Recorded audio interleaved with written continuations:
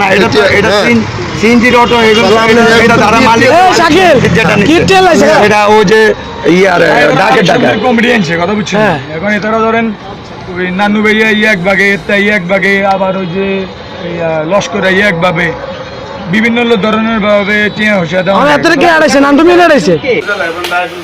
একটা শক্তিশালী সিন্ডিকেট কাজ করে।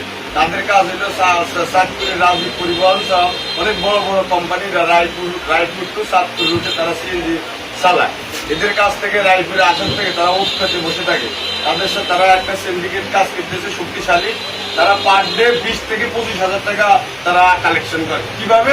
তারা চাঁদপুর থেকে যে গাড়িগুলো রায়পুর আসে তাদের থেকে 20 টাকা ওখানে নেয় উত্তর মাথা, আবার রায়পুর থানার সামনে আসলে আবার 20 টাকা নেয় এক্সট্রা।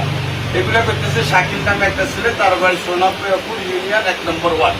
সে দীর্ঘদিন আওয়ামী লীগের আমল সেই শক্তিশালী সিন্ডিকেট তৈরি করে এবং এই আমলও অন্তর্বর্তী সরকারের আমলও সেই সিন্ডিকেট তৈরি করে। আমি জিজ্ঞাসা করতেছি, হুন্ডার উপরে বসে জিজ্ঞাসা করতেছি, শাকিল তুমি এই ধরনের কার্যকলাপ আর কিছুদিন করতে পারবে না, তুমি যে ধরনের করতেছ এগুলো ভুলে যাও। আমি সেনাবাহিনীর কাছে তার ব্যাপারে বলছি যে আমি তোমার কিন্তু সেনাবাহিনীর কাছে নিয়ে যাব। আমার লক্ষ্মীপুর জেলার থেকে কমপ্লেইন আসছে যে এভাবে আমাদের মালিকদের হয়রানি করতেছে। আমি সভাপতি হিসাবে আমার কাছে, আমার সেক্রেটারির কাছে, সাংগঠনিক কাছে ওরা করছে। আমরা এদেরকে কখনো রোগাতে পারতেছি না এই চাঁদাবাজির থেকে। এদের বড় এক সিন্ডিকেট আছে। আজকে দেখেন না আমাদের এইভাবে